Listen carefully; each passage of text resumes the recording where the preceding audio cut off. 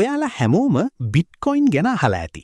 සමහරු කියනවා මේක අනාගතයේ සල්ලි කියලා. තවත් සමහරු කියනවා මේක ඩිජිටල් රත්තරන් කියලා. ඇත්තටම මොකක්ද මේ බිට්කොයින්? අද අපි මේ ගැන හරිම සරලව තේරුම් ගමු. බිට්කොයින් කියන්නේ සම්පූර්ණයෙන්ම ඩිජිටල් සල්ලිවලට.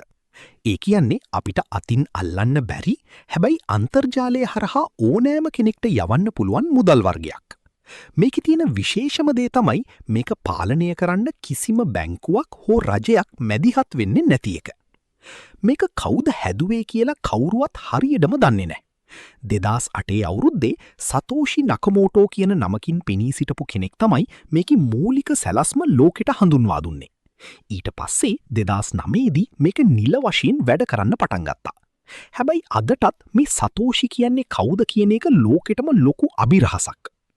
දැන් අපි බලමු බැංකුවක් නැතුව මේක වැඩ කරන්නේ කොහොමද කියලා.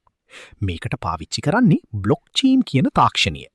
මේක හරියට ලෝකෙම අය දකින කවදාවත් වෙනස් කරන්න බැරි පොදු ගිණුම් පොතක් වගේ. මේකේ ගනුදෙනු වෙන්නේ කෙනෙක්ගෙන් තවත් කෙනෙක්ට කිලින්මයි. අතරමැදියෝ නැහැ.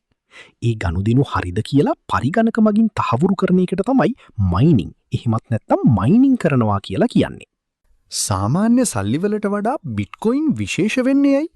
ප්‍රධාන කරුණු තුනක් තියෙනවා. පළවෙනි එක මේක කාටවත් තනියම පාලනය කරන්න බෑ. දෙවෙනි එක හැම ගනුදෙනුවක්ම ඕනෑම කෙනෙක්ට බලන්න පුළුවන් තරම් පාරදෘශ්‍යයි. තුන්වෙනි එක එහෙම බලන්න පුළුවන් වුණත් ගනුදෙනු කරන අයගේ නම්ගම් රහසිගතව තියෙන නිසා බැංකුවලටත් වඩා ලොකු පෞද්ගලිකත්වයක් ප්‍රයිවසි එක මෙතන තියෙනවා. බිට්කොයින් මේ තරම් වටින්නේ ඇයි? සාමාන්‍ය සල්ලි රජයන්ට ඕන තරම් අච්චු ගහන්න පුළුවන්. හැබැයි බිට්කොයින් ලෝකෙටම හැදෙන්නේ මිලියන 21ක් විතරයි. ඒ සීමාව කඩන්න කාටවත් බෑ. ඒකයි මේකට ඩිජිටල් රත්තරන් කියන්නේ. මූල් කාලේ නිකම්ම විකල්ප මුදලක් වුණු බිට්කොයින් අද වෙනකොට ගොඩක් දේවල් වලට පාවිච්චි කරනවා. කාලයත් එක්ක සල්ලිවල අගේ අඩු වෙන එකෙන් බේරෙන්න ධනිය සුරක්ෂිත කරන ක්‍රමයක් විදිහටත් ලෝකෙ වටේම විනාඩි කිහිපයකින් සල්ලි යවන්නත් මේක පාවිච්චි කරනවා. ඒ වගේම අද වෙනකොට ලෝකෙ ලොකුම සමාගම් පවා බිට්කොයින් වල ආයෝජනය කරන්න පටන් අරන් තියෙනවා. වීඩියෝ එක වටිනවා කියලා හිතෙනවා නම් ලයික් එකක් දාලා සබ්ස්ක්‍රයිබ් කරන්න. තවත් මෙවැනි සරල වීඩියෝ එකකින් හමු වෙමු.